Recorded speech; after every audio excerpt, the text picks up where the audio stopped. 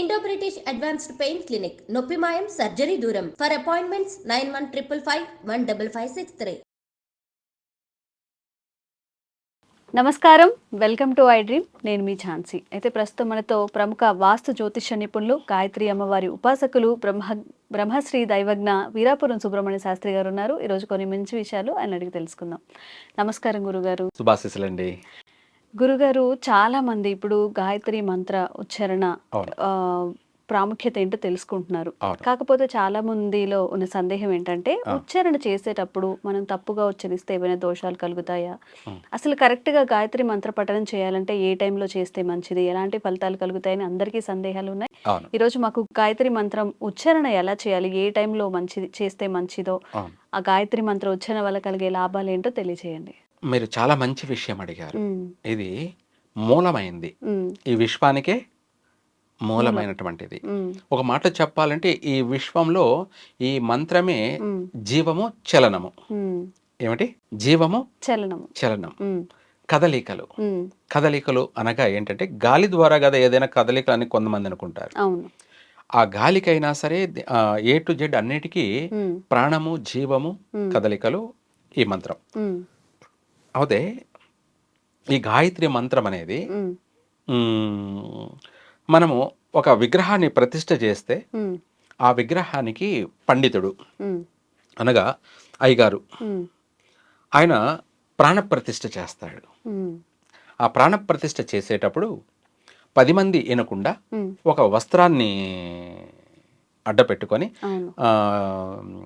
ఆ విగ్రహానికి ఆ యొక్క మంత్ర ఉచ్చారణ చేస్తాడు. ప్రాణప్రతిష్ఠ మంత్రం. ఈ ప్రాణప్రతిష్ఠ అనేది ఆయన ఆ మంత్ర ఉచ్చారణ అనేది వాస్తవంగా చెప్పాలంటే గాయత్రి మంత్రం అన్నదే ప్రాణప్రతిష్ఠ. ఆ విగ్రహానికి జీవం వస్తుంది. గాయత్రి మంత్ర పఠనం వల్ల ఆ విగ్రహానికి జీవం వస్తుంది. చూసే వాళ్ళందరికీ రాతి విగ్రహం, కానీ అందులో ప్రాణం అనేది ఉంది, జీవం అనేది ఉంది. ఆ ప్రాణము, ఆ జీవము, ఆ కదలికలు అనేది ఉండడం వల్లనే ఆ గుడిలో శక్తి అనేది ఉద్భవిస్తుంది.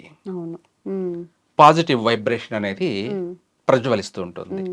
అంటే ఒక చీకటిలో దీపాన్ని మనము వెలిగిస్తే ఆ దీప కాంతి ఎక్కడి నుంచి చూసినా కనపడుతుందో, అలాగే ఆ విగ్రహంలో ఉన్నటువంటి జీవం అనేది ఆ ఊరికి, ఆ గ్రామానికి, చుట్టుపక్కల గ్రామాలకి, నగరానికి, దేశానికి కూడా పేరుని, ప్రఖ్యాతుల్ని తీసుకొచ్చేస్తుంది.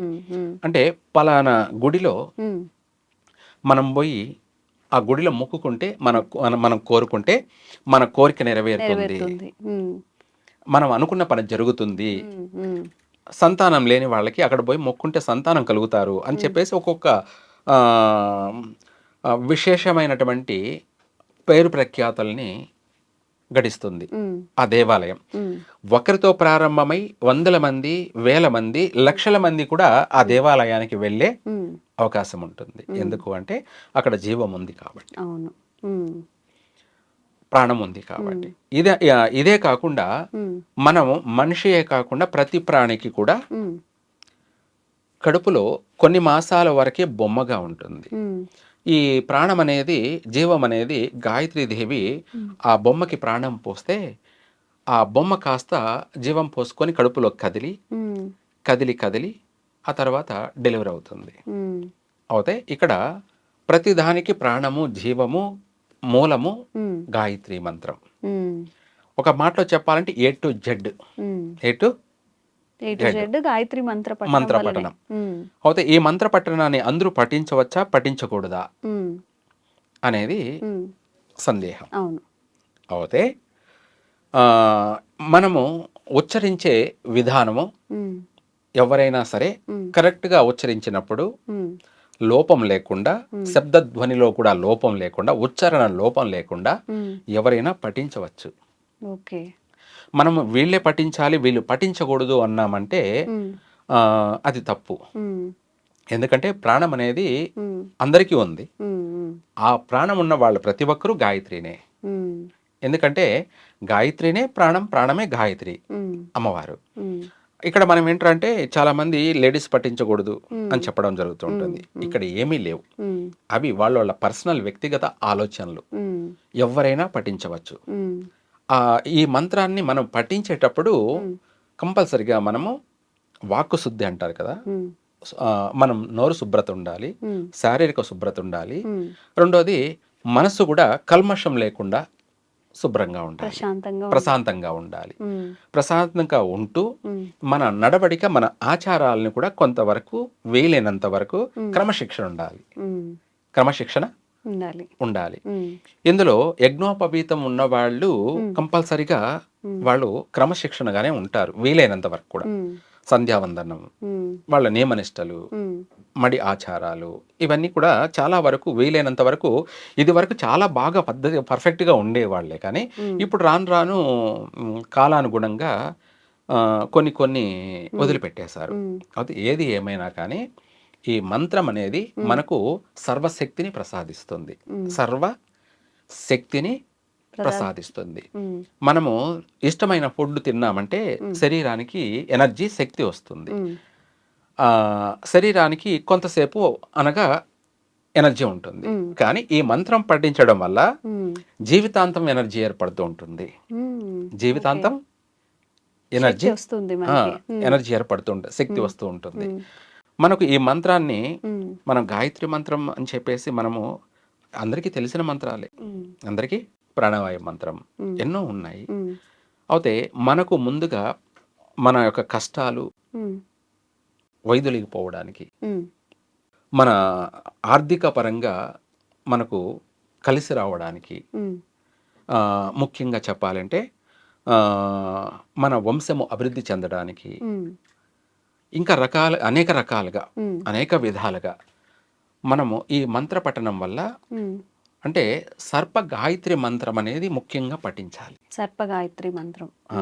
గురుగారు, మామూలుగా మంత్రం అంటే ఒక గురువుగారి దగ్గర తీసుకొని మాత్రమే ఉచ్చరించాలి, అప్పుడే దానికి శక్తి ఉంటుంది అంటారు. మరి గాయత్రి మంత్ర విషయంలో కూడా ఆ నియమం వర్తిస్తుందా?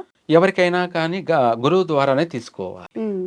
ఎందుకంటే మనం స్వతహాగా తీసుకోవడం కన్నా కూడా గురువు దగ్గర నుంచి తీసుకున్నట్టయితే ఆయన దగ్గర ఆ మంత్రాన్ని మనము స్వీకరించేటప్పుడు దానికి కొన్ని నియమాలు ఉంటాయి, ఆచారాలు, ఇవన్నీ కూడా పాటించమని చెప్పి ఆయన సలహా ఇస్తాడు. అవి ఎందుకోసం అంటే మన కోసం, మనము కట్టుబాటుగా జీవించడానికి కూడా, మనకు మంచి మార్గాన్ని నడవడానికి కూడా ఆయన ఉపదేశిస్తాడు. అంతేకాకుండా ఆయన కూడా అన్ని విధాల కఠోరంగా క్రమశిక్షణతో ఉండి ఆయన మంత్రాన్ని తెలియచేస్తాడు. కాబట్టి రెండు విధాలు కూడా ఏది ఏమైనా క్రమశిక్షణ అనేది ముఖ్యం. ఏ విషయంలోనైనా క్రమశిక్షణ అనేది, మన నియమాలు, మన ఆచారాలు, మన సిద్ధాంతాలు, మన యొక్క జీవన శైలి, మన యొక్క నడవడిక, మన విధి విధానం అనేది రీజన్ ఉండాలి. ఎవరు చెప్పినా ఇదే చెప్తారు. స్కూల్లో టీచర్ అంటే మనం ఇప్పుడు స్కూల్, అవి పూర్వం ఈ యొక్క వేదాలే అప్పుడు స్కూల్. అప్పుడు గురువులే ఇవన్నీ కూడా బోధించేవాళ్ళు. ఇప్పుడు వాటిని రాను రాను మన మోటివేషన్ చేసుకున్నాం, అంటే స్కూల్గా మనం ఏర్పాటు చేసుకున్నాం. అప్పుడు ఈ పండితులే, గురువులే ఆ పిల్లలకి అందరికీ కూడా విద్యాబోధన చేసేవాళ్ళు. అన్నీ కూడా ఆ విద్యాబోధనలు ఏంటంటే ముందు స్పిరిచువల్గా వాళ్ళకి అన్నిటినీ కూడా తెలియచేసేవాళ్ళు. అంటే మనిషి ఏ విధంగా నడుచుకోవాలి, ఏ విధంగా నడుచుకోకూడదు, మంచి ఏది, చెడు ఏది అనేటివి అన్నీ కూడా వాళ్ళు ముందుగా నేర్పించేవాళ్ళు. ఇంకా కూడా మనుషులను చదవడం నేర్పించేవాళ్ళు. అంటే ఒక మనిషిని చెడు చేస్తున్న వాడిని ఆదర్శంగా తీసుకొని చూపిస్తారు. ఇలా చేస్తే అది లోకానికి విరుద్ధము, వాళ్ళని చెడ్డవాళ్ళు అంటారు, మీరు అలా నడుచుకోకూడదు అని చెప్తారు. అలాగే మంచివాడిని కూడా ఆదర్శంగా తీసుకుంటారు, మంచివాడిని కూడా ఆదర్శంగా తీసుకుంటారు. ఈయన మంచి చేశాడు, 10 మందికి లోక కళ్యాణం చేశాడు, చీమకు కూడా హాని చేయనివాడు అని చెప్పేసి ఆయనను మీరు పరిగణలోకి తీసుకోవాలి అని చెప్పేసి వాళ్ళు ఇవన్నీ కూడా సాక్ష్యాలుగా నిర్ధారణ చేస్తూ వాళ్లకు జీవన విధి విధానాలన్నీ కూడా తెలియచేసేవాళ్ళు.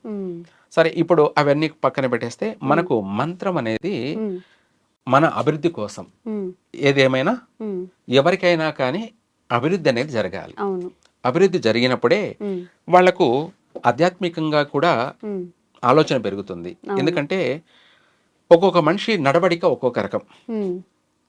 ఏది ఏమైనా ప్రతి ఒక్కరికి అభివృద్ధి అనేది కావాలి. అవును, తప్పనిసరిగా కావాలి.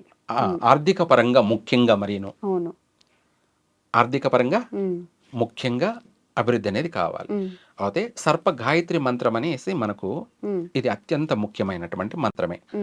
ఈ మంత్రాన్ని ప్రతి ఒక్కరు కూడా పఠించవచ్చు. దేనికంటే ఆర్థిక పరంగా అభివృద్ధి చెందడం కోసం. ఇటు గాయత్రి, అటు సర్ప మంత్రం. ఎన్నో మంత్రాలు ఉంటాయి, కానీ ఈజీగా అర్థమయ్యే మంత్రం చెప్పడం బెటర్. ఎందుకంటే చాలా పెద్ద మంత్రాన్ని మనం చెప్పడం అందరూ పఠించలేరు. అందుకనేసి మనము ఆర్థికంగా బాగుండాలి, అటు సర్పదోషాలున్నా, పితృదోషాలున్నా, ఎటువంటి దోషాలున్నా కూడా, నరదృష్టి దోషమున్నా కూడా వైదొలిగి పోవాలి. గ్రహ దృష్టి దోషమున్నా వైదొలిగి పోతుంది. అలాగే గాయత్రి మంత్రం ఉండడం వల్ల మనకు లక్ష్మీ యోగం కలుగుతుంది. లక్ష్మీ యోగం కలుగుతుంది. ఆ మంత్రమే ఓం కర్కోటకాయ విద్మహే మమ ఐశ్వర్యప్రదాయ ధీమహి తన్నో సర్వ విషదృష్టి ప్రచోదయాత్ స్వాహ. ఇక్కడ ప్రచోదయాత్ అన్న చాలు. ఓం కర్కోటకాయ విద్మహే మమ ఐశ్వర్యప్రదాయ ధీమహి తన్నో సర్వ విషదృష్టి ప్రచోదయాత్. ఇక్కడ గాయత్రి సర్పమంత్రం. సర్పం అంటే మామూలుగా సర్పమే అనుకుంటారు. అనంతుడు అనంత లక్ష్మి యోగం కలగాలంటే ఈ మంత్రం విశేషమైనటువంటి మంత్రం. ప్రతి ఒక్కరికి కావాల్సింది ఆర్థికమైనటువంటి యోగం. అందులోనూ అమ్మవారి యొక్క గాయత్రి కూడుకొని సర్ప అనుగ్రహం. మొత్తం మీద ఓవరాల్ గా చెప్పాలంటే అనంత లక్ష్మి యోగం. అనంత లక్ష్మీ యోగం యోగం ఎప్పుడు పఠించాలి గురువుగారు? ఈ మంత్రాన్ని మనము సూర్యోదయానికి ముందు పఠించినట్టయితే తప్పకుండా ఫలిస్తుంది. లేదా సంధ్యా సమయం. సంధ్యా సమయము అనగా సాయంత్రం అనేది పగలు వెళ్ళిపోతూ చీకటి వచ్చే సంధి కాలం అంటారు, లేదా సాయంకాలము అంటారు, ముడి సంధ్యాల అంటారు. ఈ సమయంలో రెండు ముడిపడేటప్పుడు లక్ష్మీదేవి ప్రత్యక్షంగా ఆమె సంచారం చేస్తూ ఉంటుంది. దాన్నే దైవ సంచార సమయం అంటారు. ఆ సమయాన్ని దైవ సంచార సమయము, లక్ష్మీ సంచార సమయము. ప్రతి ఇంటిని, ప్రతి గడపను కూడా లక్ష్మీదేవి సంచరించి వెళ్తూ ఉంటుంది, ప్రతి గడపను కూడా సందర్శించి వెళ్తూ ఉంటుంది అని చెప్పేసి అందరూ కూడా అనుకుంటుంటారు. ఆ సమయంలో ఈ మంత్రాన్ని మనము వీలైతే తులసిమాల కానీ తులసిమాల తీసుకొని ఈ మంత్రాన్ని మనం ఒక 108 సార్లు పఠించినట్టు అయితే 100% వాళ్ళు అంటే మనం ఈరోజు చేసాం, రేపే నాకు అనంత యోగం కలగాలంటే కలగదు. మనం చేస్తూ వెళ్తూ ఉంటే 100% అనంత యోగం కలుగుతుంది. మనము చేసేదాన్ని బట్టి పోను ఏదో ఒక రూపంలో మనకు అనేక రకాలుగా కలిసి రావడం అనేది ప్రారంభమవుతుంది. మనము తొందరగా కూడా ఆర్థిక పరంగా అభివృద్ధి చెందడం జరుగుతుంది. కొంత అంటే కొన్ని సంవత్సరాల కల్లా చెప్పలేనంత ధనవంతుడయ్యే అవకాశము ఉంది. మనం ఈరోజు చేసి రేపు రాత్రికే మనము కోటీశ్వరులం కావాలంటే కాలేరు. కానీ 100% చేసిన ఫలితాన్ని బట్టి మనం సంవత్సరం అంతా చదివితే కదా లాస్ట్లో ఎగ్జామ్లో పాస్ అయ్యామా ఫెయిల్ అయ్యామా అనేది తెలుస్తుంది. అలాగే మన మంత్రం కూడా చేసిన దానికి ప్రతిఫలం కింద సమయం పడుతుంది, కానీ రావడం అయితే 100% వస్తుంది. అయితే గురుగారు మీరు చెప్పినట్టుగా సర్పగాయత్రి మంత్రాన్ని పఠనం చేసేప్పుడు ఇప్పుడు ఆహారపు నియమాలు కానివ్వండి, లేకపోతే స్త్రీలకు ప్రత్యేక సమయాలు ఉంటాయి, ఆ టైంలో ఉచ్చరించవచ్చా? ఒకవేళ అలాంటి నియమాలు ఉంటే ఎప్పుడు ఏ టైంలో మనం మరి ఫర్దర్ గా కంటిన్యూ చేయొచ్చు అంటారు? మంచి మాటే. వాస్తవంగా చెప్పాలంటే ఈ మంత్రం పఠించే వాళ్ళు సూర్యోదయానికి ముందు అన్నాం కాబట్టి వాళ్ళు ఎలాగో స్నానం చేసి పఠిస్తారు. కంపల్సరిగా తల స్నానం ఆచరించి ఈ మంత్రాన్ని పఠించాలి. ఉదయం, సాయంత్రం అయినా సరే మళ్ళీ వీలు చూసుకొని మన నడుచుకున్న విధానాన్ని బట్టి మన ప్రవర్తించిన విధానాన్ని బట్టి మళ్ళీ తలస్నానం ఆచరించే ఈ మంత్రాన్ని పఠించాలి. తలస్నానం చేయకుండా ఈ మంత్రాన్ని పఠించకూడదు. రెండోది, మీరు ఇందాక అన్నట్టుగా మాంసాహారం తినేవాళ్ళు ఈ మంత్రాన్ని పఠించవచ్చా అంటే వాస్తవంగా పఠించకూడదు. వాస్తవంగా పఠించకూడదు. ఒకవేళ పఠించాలి అనుకుంటే వాళ్ళు మాంసాహారాన్ని తినకూడదు. అది ఏమిటి, ఎప్పటి వరకు అంటే ఇందాక మనం అనుకున్నాం ఏమని, 108 మంత్ర జపం చేయాలి. ఆ మంత్ర జపం చేయాలి అనుకుంటే ఎన్ని రోజులు చేయాలనుకున్నారు అన్ని రోజులు మాంసాహారాన్ని ముట్టుకోకూడదు. ఓకే, మనం ఎన్ని రోజులైతే పఠిస్తామో అన్ని రోజుల వరకు ముట్టుకోకూడదు, పాటించాల్సిందే. మనం అన్ని రోజులు అంటే ఇప్పుడు దీక్ష అంటాం కదా, ఆ దీక్షలాగే ఈ మంత్రాన్ని కూడా అన్ని రోజుల వరకు కూడా మనము తినకూడదు. గురుగారు, ఇప్పుడు అందరికి వచ్చే సందేహం ఏంటంటే, ఇప్పుడు కొంతమంది చెప్తున్నారు అంటే ఆహారపు అలవాట్లు ఎవరి వాళ్ళకి ఉంటాయి, నాన్ వెజ్ తీసుకున్నా కానీ తలస్నానం చేయడం ఆ నెక్స్ట్ డే పఠించుకోవచ్చు అని చెప్తున్నారు. అలాంటి వెసులుబాటు ఏమైనా ఉందా ఈ మంత్ర జపం? అట్లా ఏమి ఉండదండి, అలా ఏముండదు. వాస్తవంగా మీరు అన్నట్టుగా మనము ఇన్ని రోజులు ఈ మంత్రాన్ని పఠించాలి అనే ఒక నిర్ణయించుకున్నప్పుడు అన్ని రోజులు కండిషన్ ఉండాల్సిందే, క్రమశిక్షణ ఉండాల్సిందే. క్రమశిక్షణగా మనం ఒక 9 రోజులు, 11 రోజులు, లేకపోతే 27 రోజులు, 41 రోజు లేదా 108 రోజులు అనుకున్నాం కాబట్టి అన్ని రోజులు క్రమశిక్షణగా పాటించాల్సిందే. మనము తినకూడదు, మనము చేయకూడదు, అలాగే మనం చేసి పెట్టకూడదు. వాస్తవంగా లేదు అనుకున్నప్పుడు మంత్రాన్ని చేయడం ఆపేయాలి. అది కూడా ప్రారంభమే చేయకూడదు. చేసేటప్పటికి కంపల్సరిగా మనము ఎన్ని రోజులు అయితే చేద్దాం అనుకున్నామో అన్ని రోజులు కంపల్సరిగా ఎటువంటి ఇంట్లో నాన్ వెజ్ చేయకూడదు. రెండోది, మన నడవడికి కూడా, మన మాట తీరు కూడా అతిగా ప్రవర్తించకూడదు. వీలైనంత వరకు మౌనంగా ఉండడం, అంటే అవసరాన్ని బట్టి మాట్లాడడం, మితంగా మాట్లాడడం, మితంగా భోజించడం మంచిది. అలాగే ప్రతిదీ కూడా కండిషన్ ఉండడం మంచిది. అంతేకాకుండా మనము జీవితాంతం తినకూడదా అని అంటే దానికి భయపడాల్సిన అవసరం లేదు. ఎందుకు అంటే మనం ఎన్ని రోజులు అయితే చేయాలనుకున్నాం అన్ని రోజులు చేసిన తర్వాత మళ్ళీ వాళ్ళ ఇష్టం, అది వాళ్ళ ఇష్టం. తినే వాళ్ళకి, అందరికి కాదు, అందరికి కాదు, తినే వాళ్ళకి, తినాలని అనుకునే వాళ్ళకి మంత్ర పఠనం అనేది ఇన్ని రోజులు మనం కండిషన్ పెట్టుకున్నాం కాబట్టి అన్ని రోజులు అయిపోయిన తర్వాత వాళ్ళ అభిప్రాయం. తినమని మనం చెప్పడం కూడా కరెక్ట్ కాదు. రెండోది, తినొద్దు అని చెప్పడానికి, ఎందుకంటే తినే వాళ్ళని తినొద్దు అంటే మనం ఏం చేస్తాం? అలాంటప్పుడు మంత్రం పఠించకపోవడం మంచిది. లేదు మంత్రం ఎట్ట తిరిగి పఠించాలి, నేను బాగుపడాలి, మేము మా కుటుంబం చక్కగా అభివృద్ధి చెందాలి కదా అనుకుంటే మనం ఇన్ని రోజులు అనుకున్నట్టుగా కండిషన్ ప్రకారంగా వాళ్ళు ఆ మంత్ర పఠనం అంతవరకు కూడా ఎటువంటి అపచారాలు చేయకుండా పఠించి వాళ్ళు అనుకున్న పనులు నెరవేర్చుకొని తర్వాత కావాలంటే తినచ్చు. అంతే తప్ప మంత్రం అనేది ముఖ్యమైనది. ఎందుకంటే మనము మన కుటుంబం బాగుంటేనే కదా తర్వాత జీవితాంతం తినచ్చు కావాలంటే. ముందు మనం బాగుపడేదానికి మార్గం చూసుకోవాలి. మనం బాగుపడుతూ మనతో పాటు 10 మందిని బాగుపడేలాగా చూసుకోవాలి. ఇది ప్రతి ఒక్కరి కర్తవ్యం.